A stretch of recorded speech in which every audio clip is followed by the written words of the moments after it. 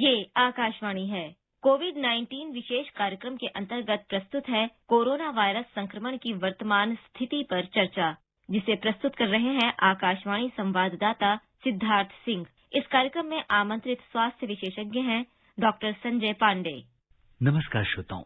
मजनू सुल्तानपुरी का एक मशहूर शेर है, मैं अकेला ही चला था जानिबे मंजिल मगर लोग साथ आते गए और कारवां बनता गया।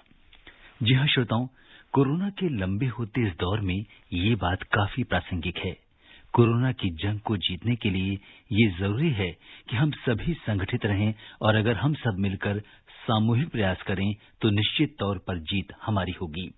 इसके लिए जो भी एहतियात बताए गए हैं हम उन्हें अपनाएं, साथ ही साथ सरकार द्वारा जारी दिशा निर्देशों का पालन करें। कोरोना के बढ़ते मामले इस बात का इशारा कर रहे हैं कि हम कोविड एप्रोप्रिएट बिहेवियर का पालन नहीं कर रहे हैं। इसलिए हम आपसे यही कहेंगे कि अगर आप कुछ छोटी बातों का ख्याल रखेंगे तो उसके बड़े परिणाम सामने आएंगे। आप मास्क लगाइए, 2 गज की दूरी बनाए रखिए, साथ ही हैंड हाइजीन का ख्याल रखिए। गृह मंत्रालय ने आज कोविड-19 की निगरानी, रोकथाम और सावधानी के संबंध में नए दिशा निर्देश जारी किए हैं, जो 1 दिसंबर से प्रभावी होंगे और 31 दिसंबर तक लागू रहेंगे। ये दिशा निर्देश क्या हैं और इनसे कोरोना से बचाव में कैसे मदद मिलेगी, इन सब बातों के साथ आपको जागरूक करने के लिए आकाशवाणी पर हम आपके लिए लेकर आते हैं कोरोना जागरूकता पर विशेष कार्यक्रम। आज के इस अंक के साथ मैं हूं सिद्धार्थ सिंह। श्रोताओं, कोरोना को लेकर आपके मन में चल रहे तमाम सवालों का जवाब देने के लिए हमारे आज के इस विशेष फोन इन कार्यक्रम में हमारे साथ हैं Govind Ballabh Pant institute of post graduate medical education and research, New Delhi के न्यूरोलॉजी विभाग में प्रोफेसर डॉक्टर संजय पांडे। आप यहाँ पार्किंसंस डिजीज और मूवमेंट डिसऑर्डर प्रोग्राम के प्रमुख भी हैं। डॉक्टर संजय, नमस्कार। कार्यक्रम में आपका स्वागत है। जी नमस्कार। श्रोताओं, कोरोना से संबंधित सवाल हमारे आज के एक्सपर्ट से टोल फ्री नंबर 1800-115767 और 011-233-14444 पर पूछ सकते हैं। आप हमारे ट्विटर हैंडल @AIR News पर #AskAIR पर अपने सवाल पोस्ट कर सकते हैं। डॉक्टर संजय, गृह मंत्रालय ने कोविड-19 की निगरानी, रोकथाम और सावधानी के संबंध में नए दिशा निर्देश जारी किए हैं, जिसके अनुसार cinema halls, theatre, swimming pools को लेकर पाबंदियां जारी हैं। सिनेमा हॉल अभी भी 50% दर्शक क्षमता के साथ चलेंगे। स्विमिंग पूल्स का इस्तेमाल सिर्फ स्पोर्ट्स पर्सनल के लिए, ट्रेनिंग के लिए हो सकेगा। गृह मंत्रालय की गाइडलाइंस के मुताबिक किसी भी तरह के कार्यक्रम, चाहे वो धार्मिक हो, सामाजिक हो, खेल से हो, मनोरंजन हो या शैक्षणिक हो, उसमें 200 से ज्यादा लोग शामिल नहीं हो सकते। हाँ, अगर राज्य सरकार चाहे तो इस संख्या को 100 या उससे भी कम पर सीमित कर सकते हैं। इस नए दिशा निर्देश के बारे में डॉक्टर संजय, आपका क्या कहना है? जी, जैसा कि आपने बताया कि आज गृह मंत्रालय ने कुछ दिशा निर्देश जारी किए हैं और इसके बारे में जो सबसे इम्पोर्टेंट बात कही गई है कि गाइडलाइंस में लॉकडाउन का जिक्र नहीं है जी, लेकिन नाइट कर्फ्यू लगाया जा सकता है। तो गवर्नमेंट का पूरा ध्यान इस बात पर है कि भीड़ भाड़ कम की जाए। वह यह है कि जब से लॉकडाउन में रियायत मिली और इकोनॉमी की वजह से हमें इकोनॉमी को पटरी पर लाने के लिए तरह तरह के दिशा निर्देश जारी करने पड़े, या अभी फिलहाल में कई तरह के पर्व त्योहार जैसे दीपावली का समय था जी, तो उस समय भीड़ भाड़ थोड़ी बढ़ी है और उसकी वजह से आपने देखा होगा कि कई राज्यों से बढ़े हुए मामले आ रहे हैं जी। तो यह दिशा निर्देश आज जो जारी किए गए हैं उसी दिशा में एक प्रयास है कि हम भीड़ भाड़ को कम करें और जहां भी भीड़ भाड़ की जगह, जैसा कि आपने बताया, सिनेमा हॉल्स या जैसे धार्मिक या सामाजिक कार्यक्रम, तो वहां की लोगों की संख्या को सीमित किया गया है और राज्य सरकार को छूट दी गई है कि वो चाहे तो उसको 200 से 100 भी कर सकते हैं। जी, और जैसा कि इस समय दिल्ली सहित कई राज्यों में कोरोना के मामले तेजी से बढ़ रहे हैं, जिसका जिक्र कल प्रधानमंत्री जी ने भी अपनी मुख्यमंत्रियों के साथ हुई बैठक में किया था। उन्होंने कहा है कि हमें बहुत ज्यादा सतर्क रहने की जरूरत है। आप लोगों को क्या सलाह देंगे? देखिए, प्रधानमंत्री जी ने जिस बात की ओर इशारा किया कि कोरोना से जो हम लड़ाई लड़ रहे हैं वह एक लंबी लड़ाई है और हो सकता है इसमें 6 महीने, 1 साल का वक्त और लगे।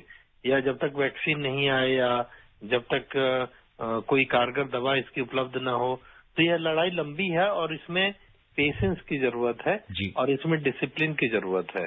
प्रधानमंत्री जी ने इसी तरफ इशारा किया कि हमें पेशेंस नहीं लूज करना है और डिसिप्लिन को बनाए रखना है।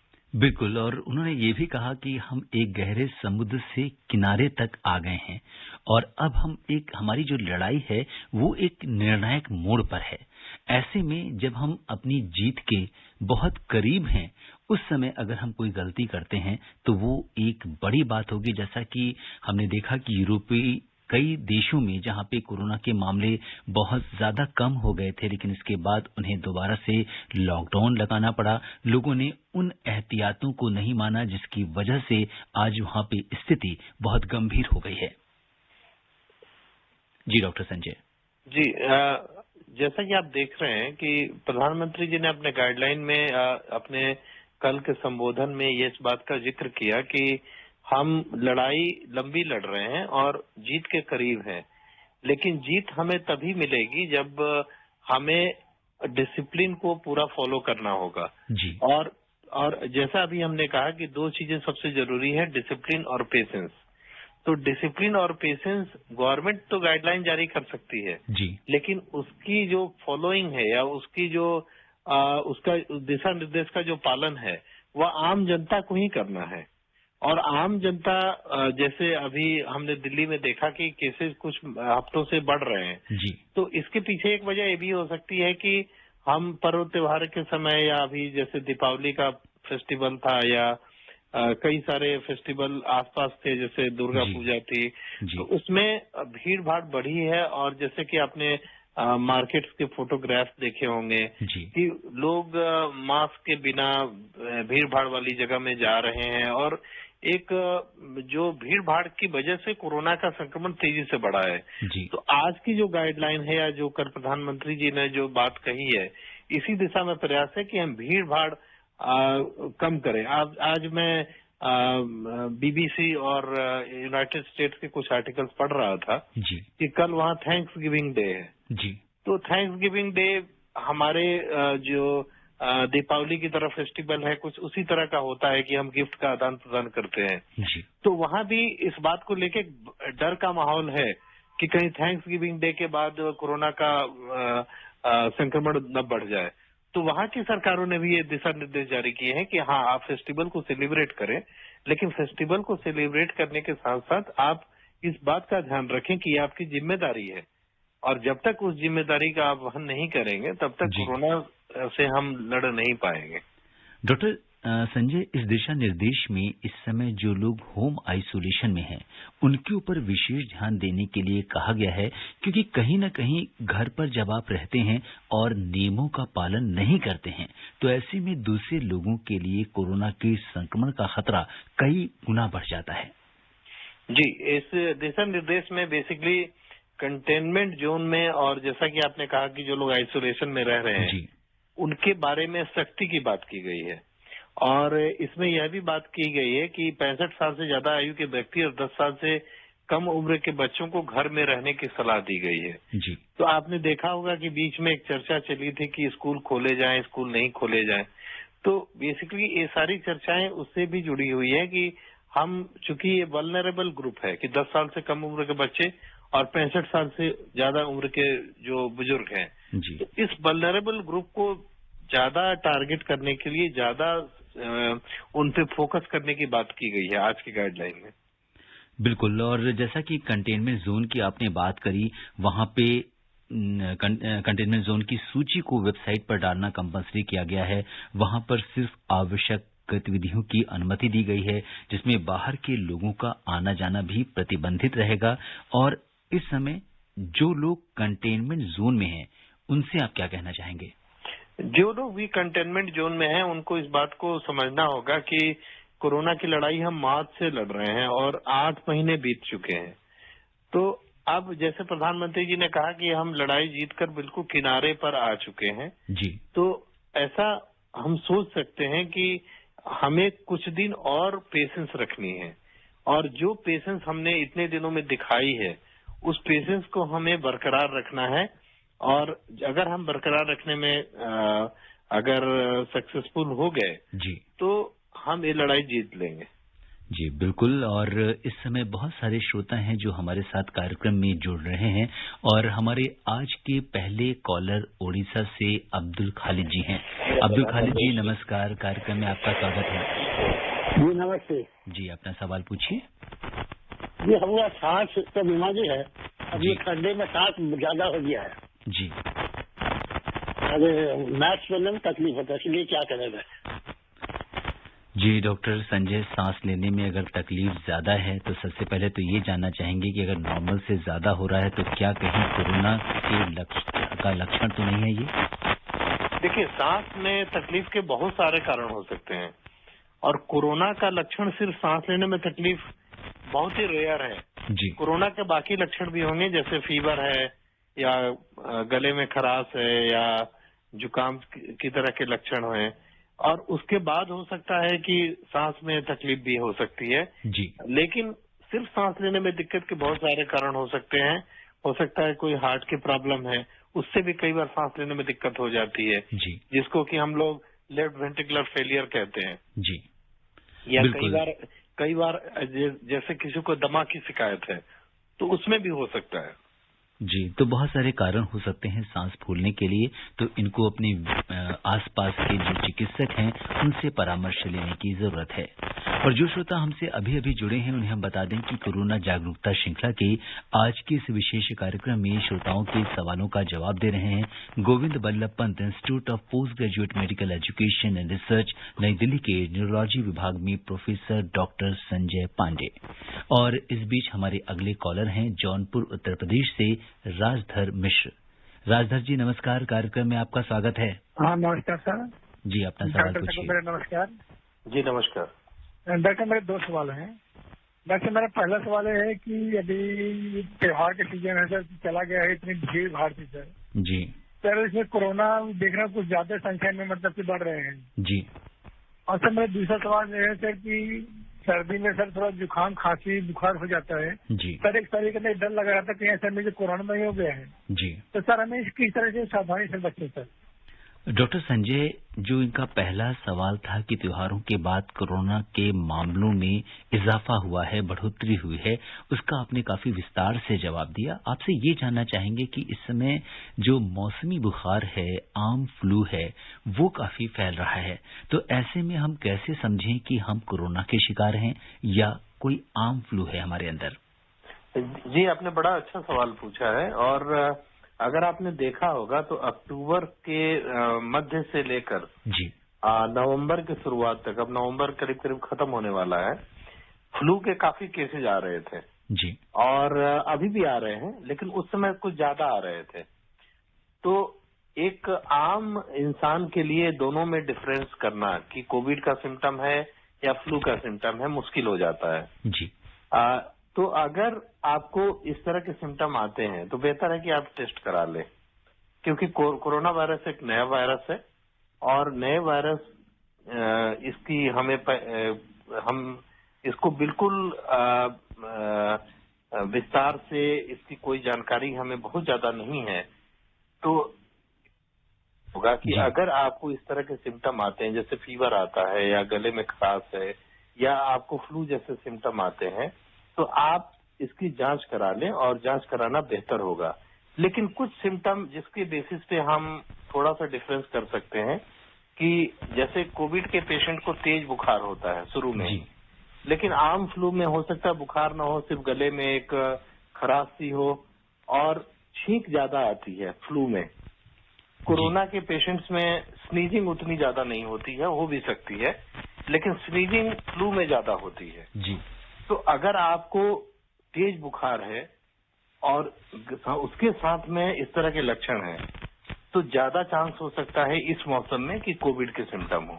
जी लेकिन ये जो डिफरेंस है इसको हमें अपने चिकित्सक पर छोड़ देना चाहिए और बेहतर यही होगा कि अगर हल्के लक्षण भी हैं तो हम टेस्ट करा लें, क्योंकि टेस्ट अब इजीली अवेलेबल है।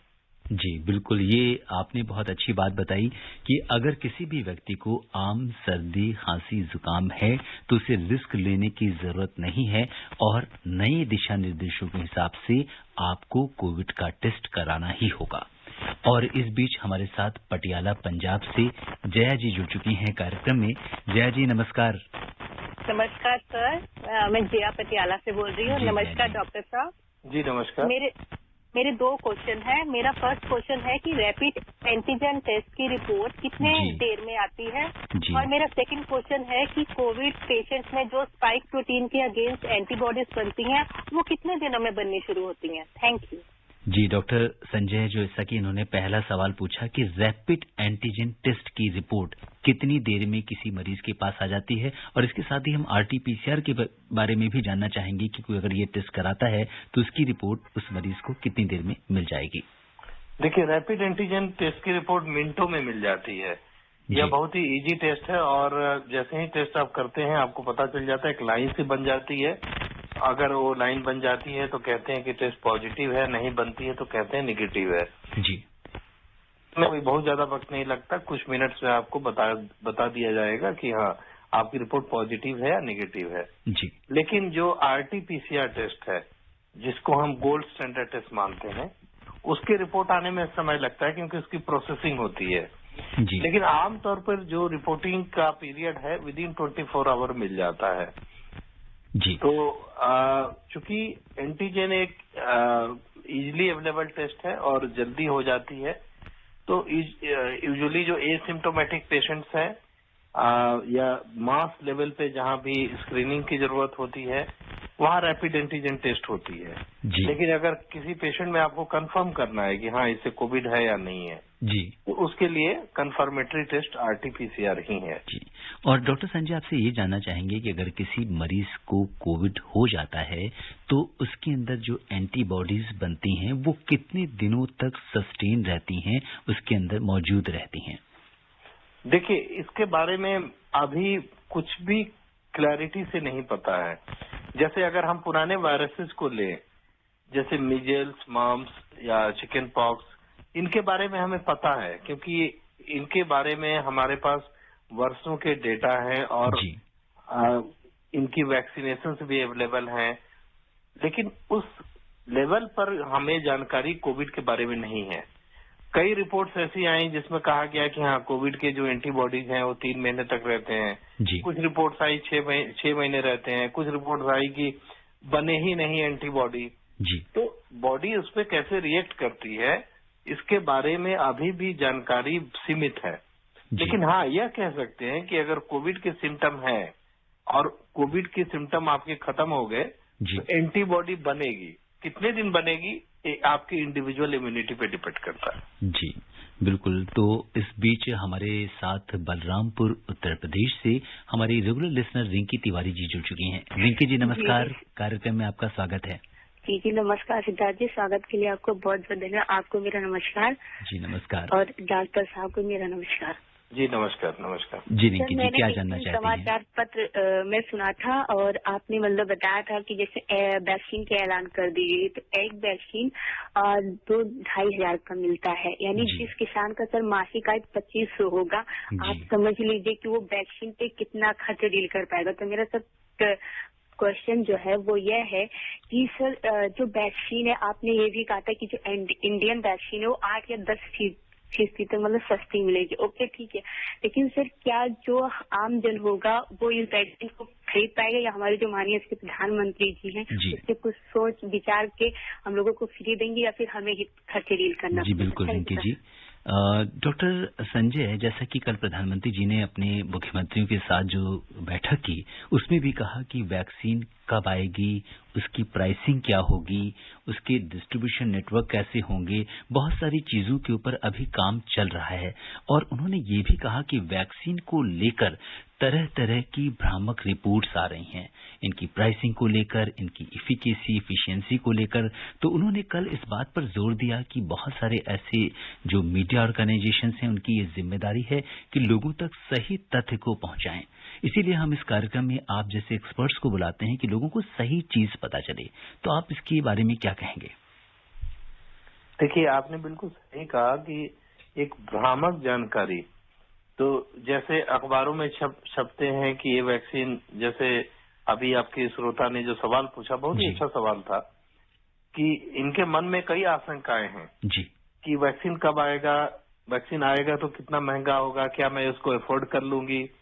तो कहने का मतलब यह है कि चूंकि तरह तरह के इंफॉर्मेशन आ रहे हैं और कुछ इंफॉर्मेशन कुछ ही इंफॉर्मेशन सही इंफॉर्मेशन है, मैक्सिमम इंफॉर्मेशन जो आ रही है प्राइस के मामले में वो भ्रामक इंफॉर्मेशन है। वैक्सीन एक पॉलिसी डिसीजन है और गवर्नमेंट ऑफ इंडिया जब भी कोई वैक्सीन के बारे में डिसीजन होते हैं वो पॉलिसी डिसीजन होती है। जी आपने देखा होगा छोटे बच्चों को वैक्सीन लगती है कि कहाँ पैसे लगते हैं उसमें, जी नहीं लगते ना। तो जी कहने का मतलब है कि अभी तो गवर्नमेंट ऑफ इंडिया ने कोई पॉलिसी बनाई ही नहीं है, किसने कह दिया कि वैक्सीन के पैसे लगेंगे। जी और उसका जी इसीलिए कल प्रधानमंत्री जी ने बड़े स्पष्ट शब्दों में वैक्सीन को लेकर बहुत सारी बातें करी और जैसे उन्होंने बताया कि हाँ हमारी तैयारी चल रही है, उनकी नजर है पूरी इसके मैन्युफैक्चरिंग, इसके शोध को के ऊपर और इसके साथ इसके डिस्ट्रीब्यूशन के ऊपर उन्होंने बात करी कि अगर वैक्सीन आती है तो हम इसे कैसे ब्लॉक लेवल तक ले जाएंगे, कैसे डिस्ट्रीब्यूट करेंगे, कोल्ड चेन के क्या इंतजाम होंगे। तो इन सब बातों के ऊपर चर्चा हुई, लेकिन हाँ प्राइसिंग की अभी कोई बात नहीं है। हाँ बिल्कुल, जैसे मैंने अभी एग्जांपल दिया कि जैसे छोटे बच्चों को वैक्सीन लगती है जिसको हम यूनिवर्सल प्रोग्राम ऑफ इम्यूनाइजेशन कहते हैं जी कि बिल्कुल ये वैक्सीन आपको लगवाना ही होगा, तो उसमें तो कोई प्राइस नहीं ली जाती आपसे। तो कहने का मतलब है कि गवर्नमेंट ऑफ इंडिया एक पॉलिसी डिसीजन लेगी और जब भी पॉलिसी डिसीजन लिया जाएगा तो यह बताया जाएगा कि अगर वैक्सीन बिल्कुल जरूरी है तो मास इम्यूनाइजेशन होगा, तो हो सकता है कि वैक्सीन सबको फ्री भी लगे, लेकिन इसके बारे में लोगों को पॉलिसी डिसीजन का इंतजार करना चाहिए। जी और बिल्कुल सरकार जो भी डिसीजन लेगी वो आम जनता के हित में लेगी। बिल्कुल, तो हमें अभी थोड़ा इसके बारे में अभी थोड़ा वक्त है, थोड़ा इंतजार करना होगा। और सबसे बड़ी चीज जैसा कि डॉक्टर संजय ने भी कहा कि हमें भ्रामक चीजों से, भ्रामक प्रचार से बचना होगा और वो इन्फॉर्मेशन जो सही सोर्स से आ रही है, जो सरकार के माध्यम से आ रही है, उस पर आप फोकस करें, वो सही जानकारी आप तक पहुंचाएंगे। और इस बीच हमारे साथ गुरुग्राम में से अनिल यादव जी जुड़ चुके हैं कार्यक्रम में। अनिल जी नमस्कार। जी डॉक्टर साहब नमस्कार। जी नमस्कार। नमस्कार सर जी, पहला सवाल मेरा जी, ये है जी। कि N95 मास्क और साधारण मास्क में अंतर क्या है? जी और दूसरा सवाल सर मेरा ये है कि जो दुकान से दूध या घी मक्खन लिया जाता है, क्या उससे भी कोरोना वायरस फैला जा सकता है? जी डॉक्टर संजय, पहला सवाल इनका ये है कि N95 मास्क और आम मास्क में क्या अंतर होता है, इसके बारे में बताइए। देखिए, N95 जो मास्क है वो बेसिकली इस तरह से एक उसको एक गाइडलाइंस के तहत बनाई गई है जी और पूरे एरिया को सील कर लेता है। जैसे अगर हम मास्क पहनते हैं तो हमारी जो नॉस्ट्रिल है या जो फेस है जी उसको पूरी तरह से कवर कर लेता है, सील कर लेता है। जी तो इससे एक संभावना यह होती है कि हाईली इफेक्टिव मास्क है। बाकी मास्क जो है वो भी इफेक्टिव होंगे, लेकिन वो उतनी अच्छी तरह से सील नहीं कर पाते। जी तो इसीलिए N95 मास्क को प्रमोट किया गया है कि यह मास्क एक बेहतर मास्क है। जी और इनका दूसरा सवाल ये है कि दूध है, सब्जी है या हम रोजाना की जो वस्तुएं बाजार से खरीदते हैं, उससे कोरोना के संक्रमण की जो संभावना होती है वो कितने प्रतिशत होती है?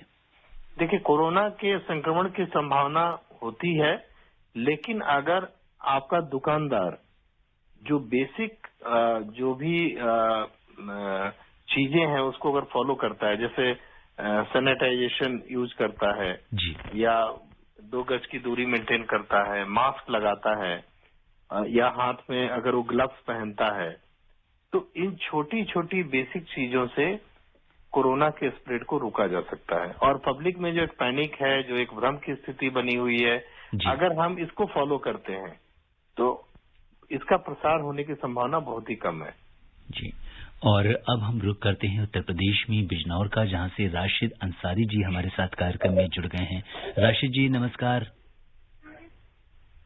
नमस्कार जी डॉक्टर साहब, और एलान सर साहब को भी नमस्कार। जी नमस्कार। जी अपना सवाल मेरा पूछिए। सवाल डॉक्टर साहब ये है कि जैसे वैक्सीन देने की बात की जा रही है, जब तैयार हो जाएगी वैक्सीन मिलेगी, तो क्या हमें एक बार में ही इस वैक्सीन से आराम मिल जाएगा, कोरोना हमसे दूर रहेगा, बार बार पीनी पड़ेगी? मेरा सवाल ये है। Thank you. जी डॉक्टर संजय, जैसे कि बहुत सारी वैक्सीन ऐसी भी हैं जिनकी बूस्टर डोज हमें लगानी पड़ती है, तो क्या कोरोना के बारे में ये जानना चाहते हैं कि जो वैक्सीन आएगी एक सिंगल डोज में हमारा काम हो जाएगा या हमें मल्टीपल डोज लेनी पड़ेगी?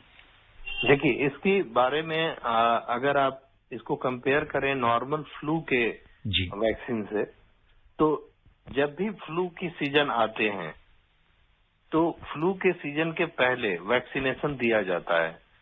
इंडिया में कम दिए जाते हैं, लेकिन अगर आप वेस्टर्न कंट्री में देखें तो ये काफी पॉपुलर है फ्लू वैक्सीन। ऐसा इसलिए होता है क्योंकि वायरस अपने स्ट्रक्चर को चेंज करता है। तो कोरोना वायरस के बारे में अभी हमें पता नहीं है, अभी तो हमने सिर्फ एक सीजन देखा है जी और जितने भी वायरस के अगेंस्ट जो कैंडिडेट वैक्सीन हैं जी उनके भी जो स्टडी हुए हैं उनके डेटा 6 महीने 7 महीने के ही डेटा हैं। तो इस डेटा के बेसिस पे हम यह नहीं बता सकते कि क्या हमें रिपीट वैक्सीनेशन की जरूरत पड़ेगी, लेकिन ऐसा लगता है कि हो सकता है कि चूंकि ये रेस्पिरेटरी वायरस है जी तो ऐसा संभव है कि इसको भी हमें लेना पड़ सकता है, लेकिन इसके बारे में अभी कोई क्लैरिटी नहीं है और आपको इंतजार करना चाहिए फाइनल क्लैरिटी का, फाइनल गाइडलाइंस का, फाइनल रिकमेंडेशंस का। जी। और इस बीच मुरादाबाद से हमारे साथ हमारे अगले कॉलर मकसूद हुसैन जी जुड़ चुके हैं। मकसूद जी नमस्कार। नमस्कार सर जी, कार्यक्रम में स्वागत है, अपना सवाल पूछिए। जी सर, पहले तो मैं सवाल पूछने से पहले ये कहना चाहता हूँ कि जी। थोड़ा जो ये इजाफा हो रहा है, जो वायरस चल रहा है जी, लोगों में, जी तो ये भी कहीं ना कहीं लापरवाही सरकार की है कि बाजार घाट, ये मॉल, ये रेस्टोरेंट वगैरह जो खोल दिए, जी तो इसमें काफी भीड़ देखी जा रही है। तो जी जनता के ऊपर अगर सरकार छोड़ेगी तो जनता पालन का हक देने वाली है। जी मैं सवाल पे आता हूँ सर, दो प्रकार के लोग देश में रहते हैं, एक शाकाहारी एक मांसाहारी। जी तो क्या इसमें मांसाहारी लोग जो होते हैं क्या वायरस उन्हें कंट्रोल ज्यादा करेगा? और दूसरा सवाल था सर, जैसे चौराहों पर टेस्ट होता है तो कहते हैं, हमने लोगों के मुंह सुना है कि जिन्हें छींक आ जाती है नली डालने से, नलकी डालने से, जी तो उन्हें जो है पन्नी में पैक करके जो है क्वारंटीन भेज दिया जाता, जी और जी जिन्हें छींक नहीं आती उन्हें छोड़ दिया जाता। जी, तो क्या बिल्कुल। ये परीक्षण सही है या कैसे है, इसके बारे में बताइए। जी। तो डॉक्टर संजय, आपने देखा कि किस तरीके से लोगों के अंदर एक भ्रम की स्थिति है और तरह तरह की बातें लोग करते हैं। शायद जानकारी के अभाव में ऐसी चीजें फैलती हैं। अगर हम जागरूक होंगे तो इस तरह की चीजें हमारे सामने नहीं आएंगे। लेकिन इनका एक सवाल ये था कि लोग इस समय सरकार ने बहुत सारी इकोनॉमिक एक्टिविटी के लिए छूट दी है, लेकिन यहाँ पे ये हमें समझना होगा कि सरकार के साथ हम जनता की भी उतनी ही जिम्मेदारी है, क्योंकि अकेले इस जंग को जीता नहीं जा सकता। क्या कहेंगे डॉक्टर संजय? जी बिल्कुल, आपने जो समरी बताई कि इनके सवाल से भी जो पता चल रहा था कि लोगों में कई तरह के जो गलत जानकारियां हैं जी और उससे कई बार नुकसान भी हो जाता है जी कि यह खाने से या यह लगाने से या यह पीने से कोरोना दूर हो जाएगा। लेकिन जो सबसे इम्पोर्टेंट चीज है कि कोरोना के बारे में हम कोई भी गलत जानकारी स्प्रेड न करें। जी अगर हम स्प्रेड नहीं करते हैं तो काफी सारी जो भ्रम है जी वो दूर हो जाएगा। बिल्कुल, यहाँ पे इसी नोट के ऊपर अब समय इजाजत नहीं दे रहा, हम इस चर्चा को आगे बढ़ाएं। डॉक्टर संजय, आप कोविड-19 के इस विशेष कार्यक्रम से जुड़े और आपने श्रोताओं के प्रश्नों का उत्तर दिया, आपका बहुत बहुत धन्यवाद। जी धन्यवाद। श्रोताओं, चलते चलते आपसे यही कहेंगे कि न हम सफर न किसी हमनशी से निकलेगा, हमारे पांव का कांटा हम ही से निकलेगा। इसलिए डॉक्टर संजय ने आपको कोरोना से बचने के लिए जो भी सावधानियां बताई हैं, आप उनका पालन कीजिए। कोरोना का खतरा अभी भी बरकरार है, इसलिए आप बाहर निकलते समय मास्क लगाइए, हैंड हाइजीन के साथ सोशल डिस्टेंसिंग बनाए रखिए, क्योंकि बचाव और सावधानी ही कोरोना का इलाज है। आप स्वस्थ और सुरक्षित रहते हुए दूसरों को भी सुरक्षित रखें, इसी कामना के साथ दीजिए मुझे अनुमति। नमस्कार। कोविड-19 विशेष कार्यक्रम के अंतर्गत अभी आप सुन रहे थे कोरोना वायरस संक्रमण की वर्तमान स्थिति पर चर्चा, जिसे प्रस्तुत कर रहे थे आकाशवाणी संवाददाता सिद्धार्थ सिंह। इस कार्यक्रम में आमंत्रित स्वास्थ्य विशेषज्ञ थे डॉक्टर संजय पांडे। ये कार्यक्रम आकाशवाणी के समाचार सेवा प्रभाग द्वारा प्रस्तुत किया गया। इसे आप हमारे mobile app news on AIR पर भी सुन सकते हैं। इस कार्यक्रम के संबंध में अपनी प्रतिक्रिया आप हमें ईमेल कर सकते हैं। पता है AIRNSDTalks@gmail.com।